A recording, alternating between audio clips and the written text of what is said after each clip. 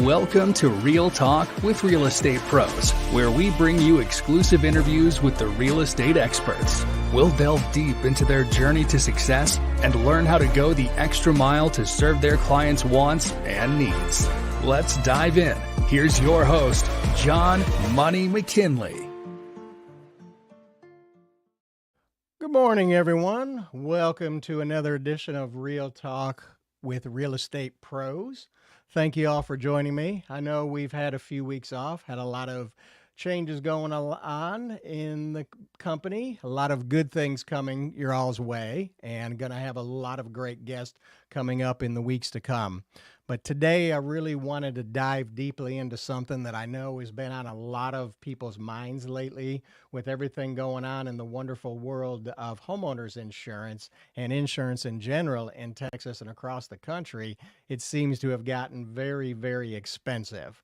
And I have brought a special guest on today. He is an insurance expert. He is with the Summit Insurance, and his name is Kris McDaniel, and he is going to be here to really give us some great information about what's going on in the world of insurance and really let you guys really get a better idea of where things are and where things are going. I would encourage everybody, please put your chat in the conversations at the bottom here. I would love to be able to give Kris some questions directly from the audience. But with that said, let me bring Kris on. Good morning, Kris. How are you doing this morning? Doing good, sir. John Money. Thank you, sir. Thank you, sir. I greatly appreciate it. I really appreciate you being able to be on the show today. Like I said, everybody knows I'm in the wonderful world of mortgages, and insurance is a big cost when it comes to people buying a home or just refinancing a home. And that is something that continually comes up over and over and over again. And I'm grateful that you took the time to come on my show today and really explain to my audience what we really have going on in the world of homeowners insurance. So with that said, if you would please kind of tell everybody about yourself, Kris, and give a little bit of background about your history so they can know who they're dealing with here.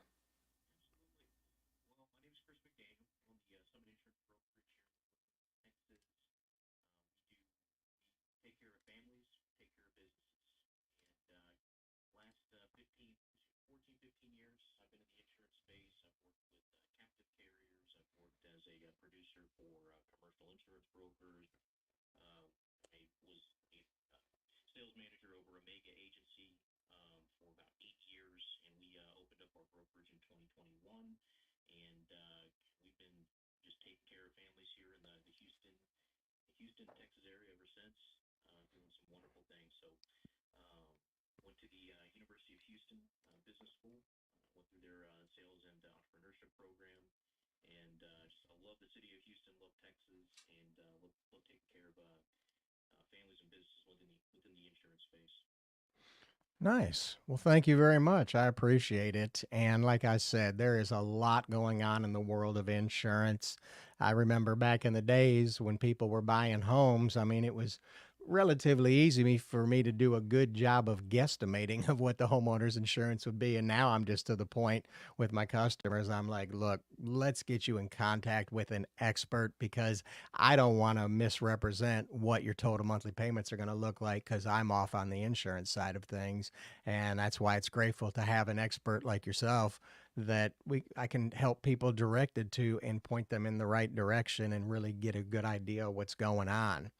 And if you don't mind, I'd love to kind of dig into something that's kind of near and dear to my heart. Is I work with a lot of real estate investors and people that have worked with me and know me. I'm a specialist in financing for real estate investors, especially investors that are wanting to buy single family homes that are in need of a lot of repair. And that's something that always comes up because there's such a difference in insurance that's needed for people who are buying investment homes when it's under the construction phase, because there's nobody living in the home. There's construction being done, and there's the possibility, God forbid, somebody could get injured on that property. So if you could kind of just touch briefly on why it's important to deal with an expert so people can have a better understanding of the difference between the standard homeowners insurance and insurance for investors who are buying homes and renovating them. Absolutely. For investors that are just getting in, or if even investors that have been doing it for a while, I mean, I think you kind of know this. You want your team together, and so you need to find an insurance broker, real estate agent, mortgage broker, people that specialize in this that you can get quick feedback from, a quick turnaround from, because the time on this is money. Um, when you're looking at real estate investment projects, typically, you're looking at anywhere from a fix and flip to a buy and hold to short-term, long-term rental. Depends on what that end goal is, and it depends on how much work you're doing with the property. So with that, you're going to get into a policy like a builder's risk. Builder's risk is going to be kind of the primary policy that you're looking for a fix and flip project. Historically, last few years, the DP1s, DP3s, the dwelling policies could also be an option for just cosmetic renovations.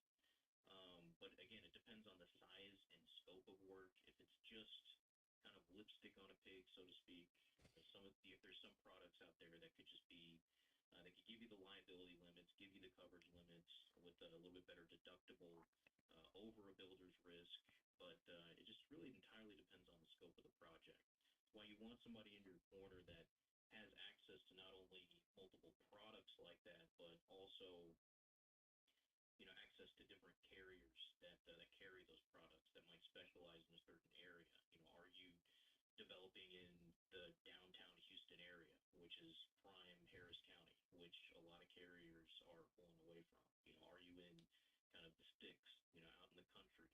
Is it a manufactured home? Is it a single family dwelling? Is it an apartment building? And so there's a lot of factors that carry into that conversation. But the big two, builder's risk, uh, DP1, DP3, those are the policies that we look at, and then we look at how much that current value of the home is, how much you're renovating it for. Typical loan process from what we've seen, we'll want those two things in replacement cost with a manageable deductible. Is that some of the feedback that you're getting with some of the mortgage loan products out there? Correct, correct. We have to have everything covered because basically we have to be insured that if, God forbid, something happens on the project, there's going to be enough money at the end of the day to basically satisfy us, the lien holder, on the property. And typically with these type of loans, they are very short term. I take pride in typically being able to have my borrowers, if it's a buy, fix, and hold product, they're able to get into it, get it renovated. Because I stress to them, the faster we get these renovated, the cheaper it is for you, the less expensive it is for you, because it's a higher interest rate when you're in the financing side. You're paying the difference on the insurance for the builder's risk policy, and we want to get you converted into that nice 30-year fixed and a nice 30-year fixed policy for a landlord policy. Yeah, the most common one is because I believe the loans they do require at least 6 months paid to start for a lot of these fix and flip loans that are coming through. 6 months paid in full. You can do that on a builder's risk policy. 6 months versus a year. If you think you're going to be renovating for a year, we can do that. You can actually go all the way down to 3 months. Usually, the loan to get the loan, I think it's the 6 month is kind of the primary target for some of those. Yeah, we require the 6 month as well, even though, like I said, typically majority of my clients on the buy, fix, and flip program, my Investor 100 program, they are typically, we have that thing turned around within 90 days. Yeah, and so really, it's location, it's the size and scope of the work.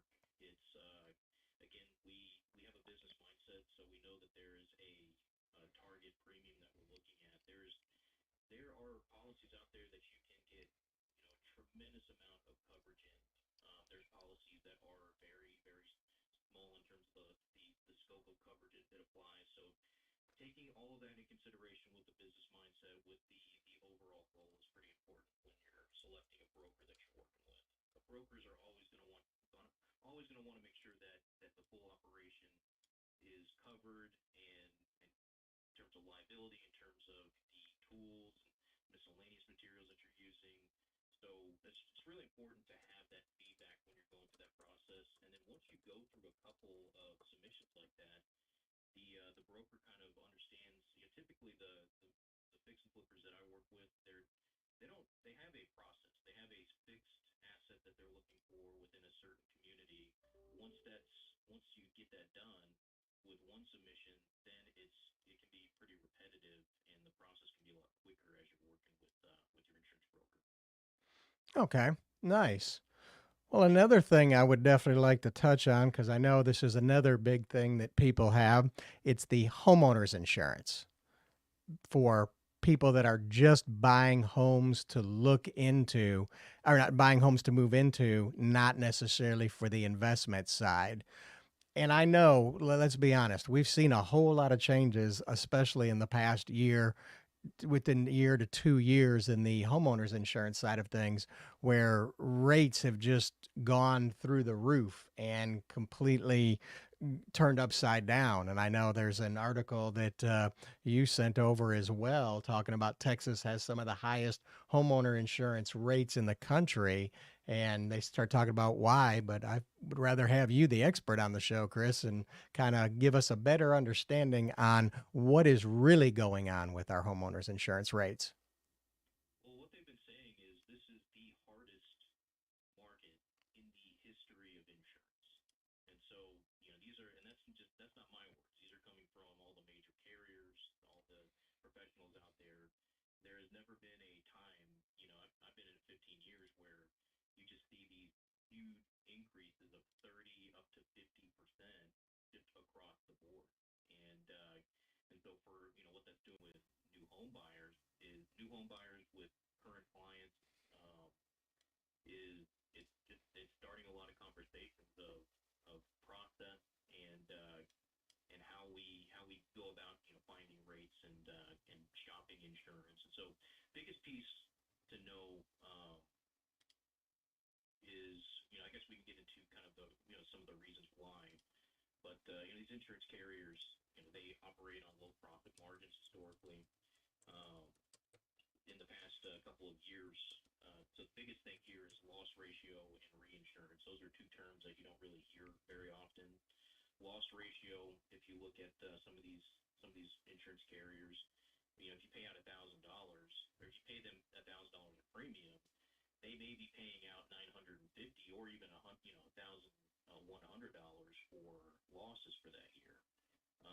So they have a policy that they purchase called reinsurance that helps mitigate some of that risk, but the policies for reinsurance has been that market has kind of dried up a little bit. And so the other things that you look at is COVID. 2020, these insurance carriers started discounting policies, especially their auto insurance side, because clients weren't driving as much. You look at just any business that forecasts, 3-4 years in advance, and invest on those forecasts. I mean, you can see where low profit margin businesses kind of come into the red when you have this huge event. You kind of, with inflation, the increased amount of claims that we're seeing. We just saw this huge storm come through Houston out of nowhere, and you see things like that happen more often. Roof claims. You have these carrier channels that are merging, so you have less carriers that are able to compete with each other, than years past, pulling out of markets. That's it's a combination of all of those things that I think has kind of led to the rate increases the past year and a half. I think, at least from what I'm hearing from a lot of carriers, 2025 is the year, to look at. They're still kind of licking wounds, but I'm starting to see some new products come into play, that I haven't seen in 6-7 months. I'm seeing some carriers come back into the market, offer some new programs that they didn't have before. So those are some pretty good signs of at least us stopping the damage in terms of the rate increases that we've seen in the past. And I'm just kind of hopeful this next we're going to start seeing more carriers come back from the market for some of the coastal properties in Texas, and we'll be able to have those conversations with current clients, and the process doesn't change. We for all clients, we shop the market, we find the best cost per coverage, we run through coverage conversations, and then we take a look at price point and make some adjustments, maybe with the deductible or personal property. There's some discounts that they may apply for, and just come up with the best cost per coverage for the client that we can find. Okay. No, thank you for really diving into that because that's one of the big things too. And that's why I always tell my clients, I'm like, look, I'm not an insurance guy. Please talk to the experts. And I really appreciate you being here, being able to really dive into so people can really get a better understanding. I'm also grateful that you're telling me that we may start seeing some relief coming up in 2025. Is that correct? I'm hopeful. The auto insurance market, is kind of first. We're still seeing rate increases. I mean, if you haven't seen one in the past year, then it's coming. But in my opinion, just from what I'm seeing, the auto insurance, there's more programs out there. The rate increases are probably here to stay for a while. But if they can just stop the damage, then that allows more carriers to come into the market. Um, there's more programs that are out there for clients that have older roofs. Um, there's things that just weren't available this past year that are now becoming available. And so those gives me some signs to at least have some have some options available for clients that I haven't had success. Okay, well, that's good to hear. And here's another article for the Insurance Journal, kind of giving us a little bit of reinsurance and going along with what you said. The reinsurance market likely to begin softening in 2025 as capacity rises in 2024.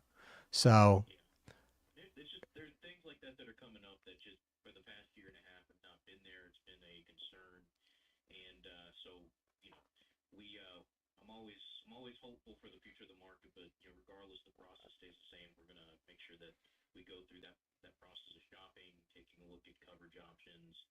Um, there's some things to know when buying a new home that I would make some recommendations on. Being I would say first and foremost is check the age of the roof of a home. If you're okay with getting into that. yeah, I would love to talk about that because that's a very important thing that people need to know if you're buying an existing home that there's things that need to be looked at and there's factors that are going to come into place that are going to determine what that insurance policy is going to be and or how many options you have with someone like Kris who has multiple choices to go to find the best policy for you. However, am I right or wrong, Kris? If the roof is in need of work and it's been a while since it's been replaced, that's going to limit your ability to be able to offer them an affordable product, is it not? I just it's the biggest topic with new home purchase because, and it just with clients in general because the roof is the average roof age. The roof average roof that's sold is typically a 30-year roof. And what happens is these insurance carriers are looking at roofs at year 15. And so all major carriers have some type of schedule for roofs after year 15. Um, and so typically once it gets to that point on an insurance policy, check your insurance policy. If you have any questions, I'm here.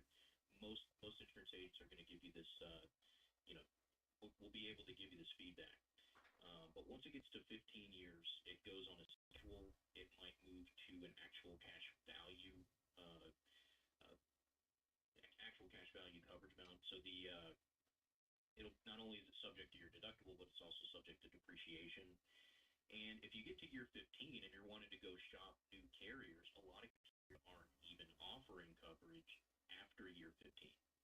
Um, and so there are some options out there for roofs to exclude them, to put them on the ACV or an actual cash value coverage, and so there's some programs for that That's going to be the kind of the conversation if you're buying a new home that you should have with your real estate agent. If there is an option to get a new roof on the home, then you might look at that process during the conversation when you're going back and forth. Um, and so the other side of that is just the kind of the roof when the roof buying process. The carriers are getting a lot more aggressive on claims, and so what's happening is if you have a standard rainstorm, your entire block is just covered with roofers that are going out there knocking on doors, and it may or may not be a covered peril claim, um, and so they're getting a lot more aggressive on the claim side. They're getting a lot more aggressive on writing new business, and there's definitely something to have a conversation with when you're starting the home buying process or you're looking at shopping those rates at renewal. Okay. Yeah, that's another thing too. Yeah, like you said, most roofs are 30-year roofs, but let's be honest, we're in Houston, Texas, with this wonderful summer sun that we get. A composite 30 quote 30-year roof is typically not going to last anywhere near 30 years of it's just it can't handle the heat. The three things that they're looking for, I don't know if you got those photos, but they that I sent over, but granular loss, roof lifting, the shingle lifting, excuse me. Hmm. If you have shingles that are lifting kind of at the corners, and they also look at kind of back algae growth, which is very common in the Houston area with humidity and shade and stuff like that that comes with it. Those are all things that on a what they call a post-bind inspection that they're looking for.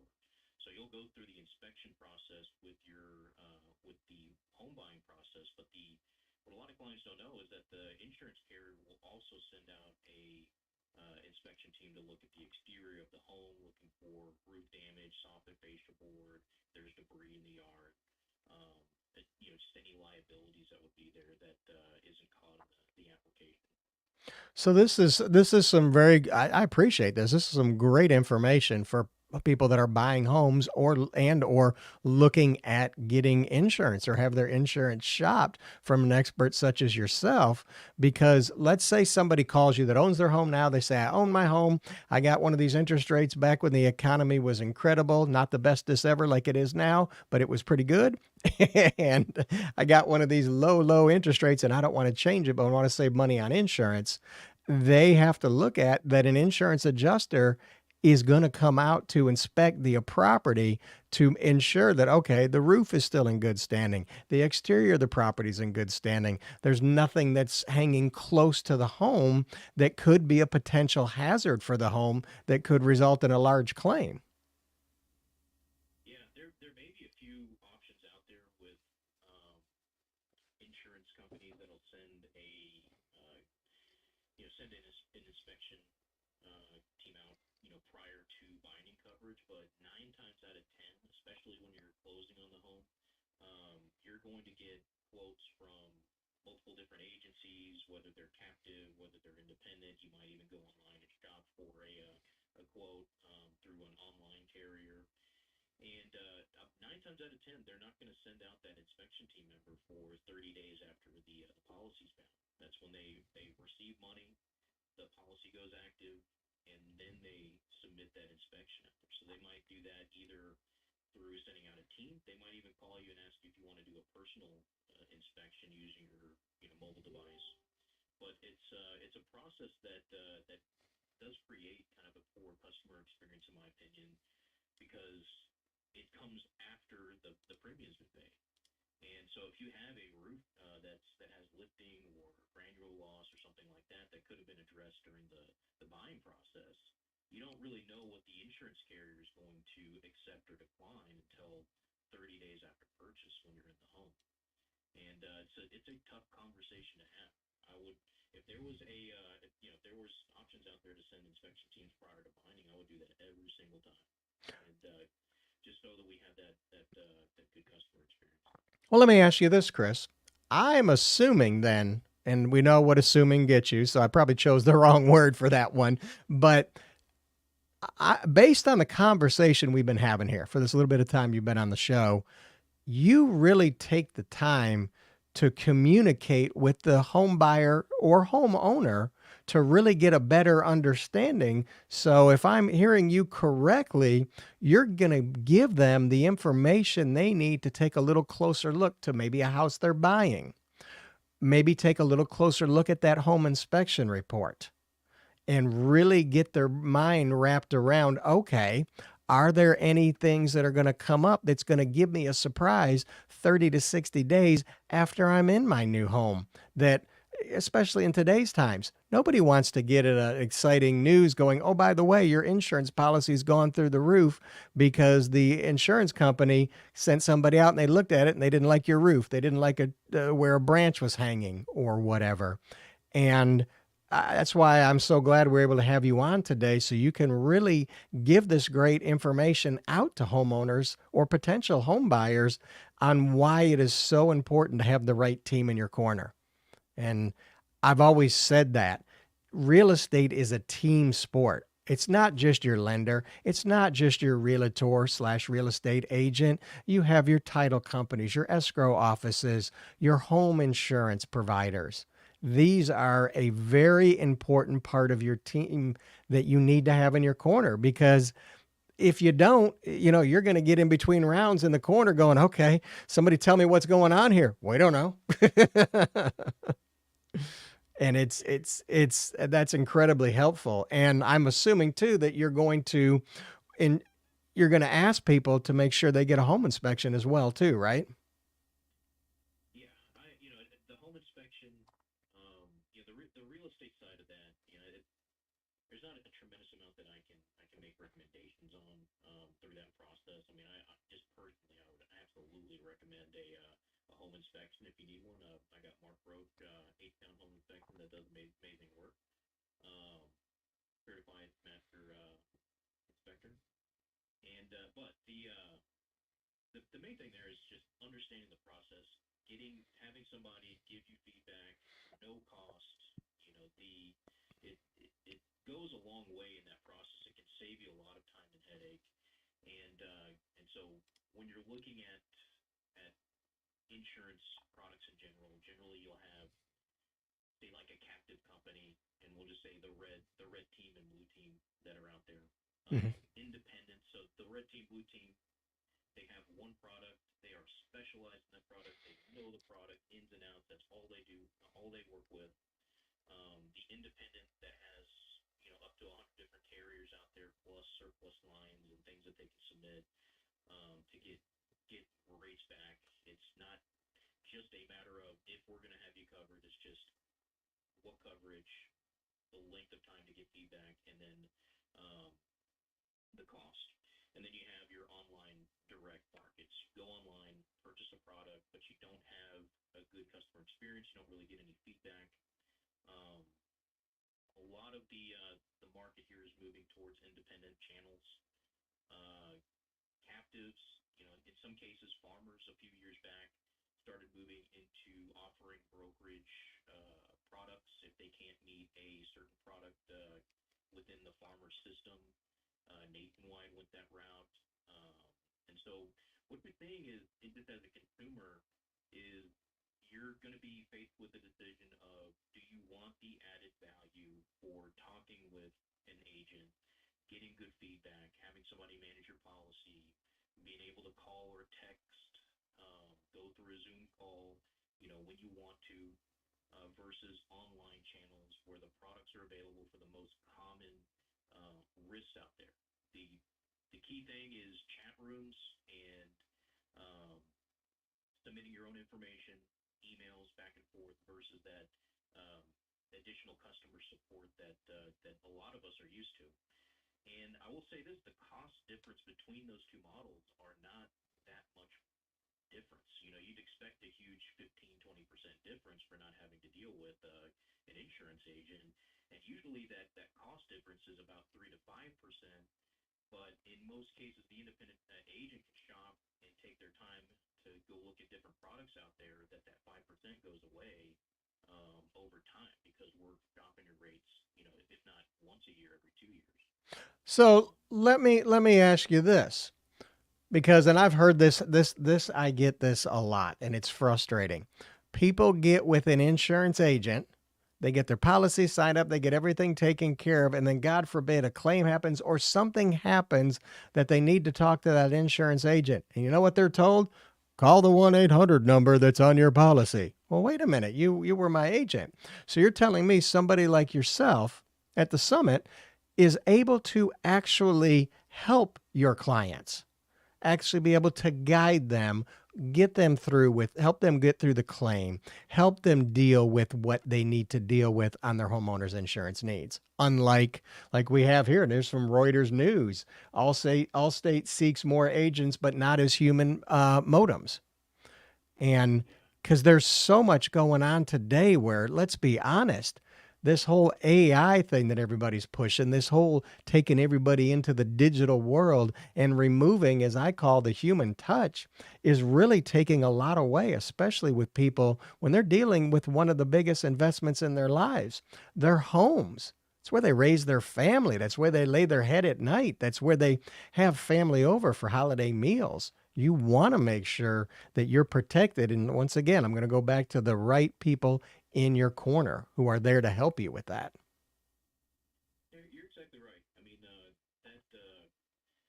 when I saw that article, it struck me pretty hard because I worked with Allstate for about 8 years, and but he's somewhat right on that. I mean, the the a the agent that would take over, a book of business and not have, a not build out a customer support channel that is just solely in there for writing new business. I mean, that's just going away, in my opinion. So you're as an insurance agent, we have to bring value. That value is given by conversations, communication. You go back to the claim question you asked before. An agent's the key word there is guide.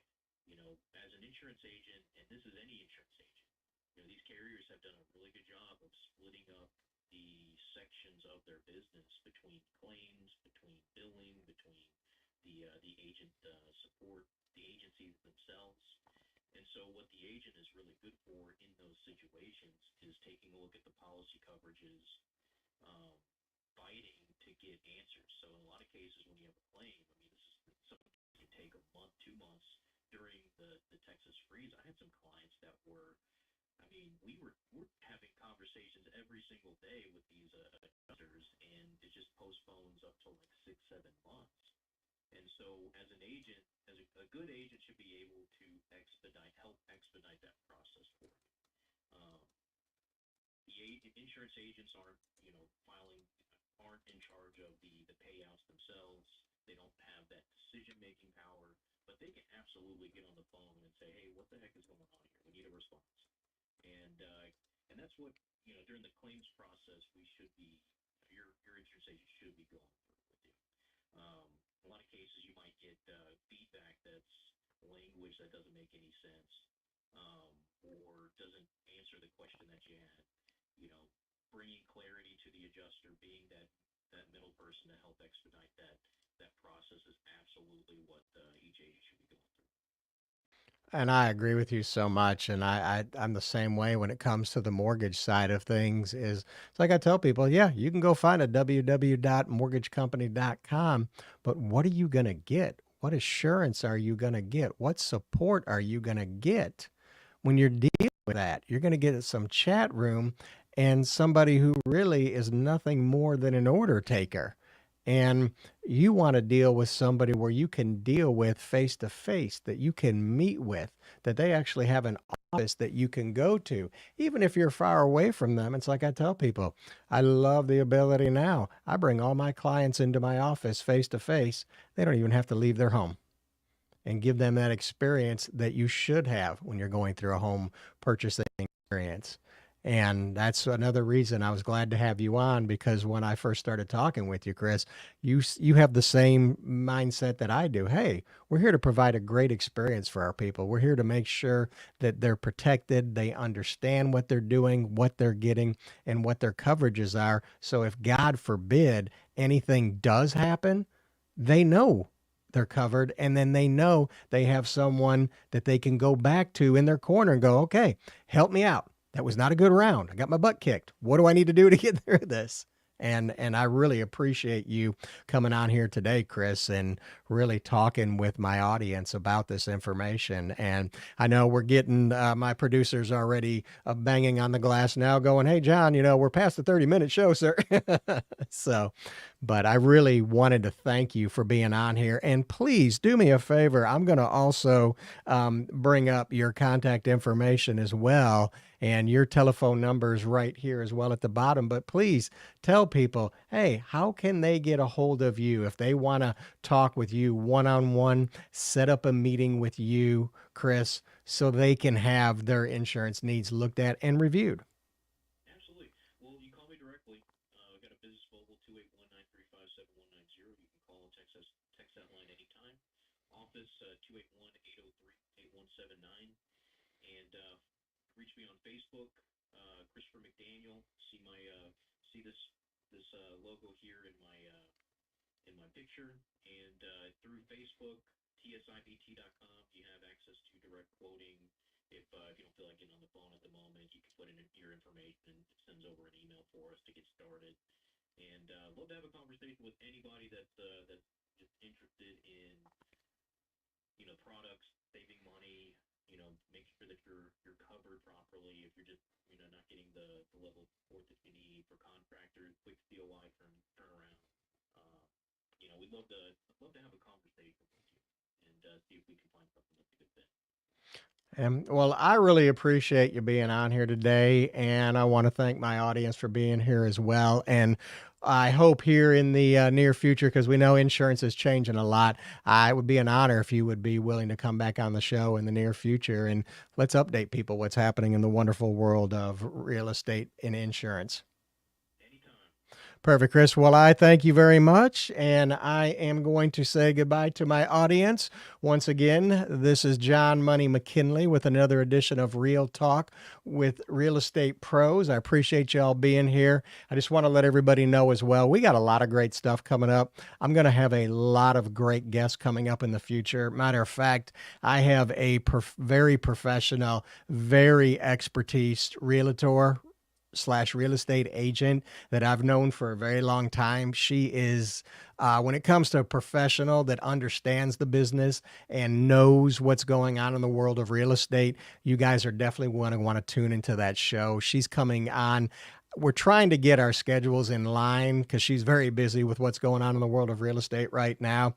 But I look for her coming on in the next couple of weeks, and just kind of give everybody a heads up. If you want to take a look online, just take a look on Facebook. Look up for Diane Boyd. You can actually find her on my Facebook as well. She's a friend of mine on Facebook, but she's got a lot of great information she's going to be bringing our way in the world of real estate.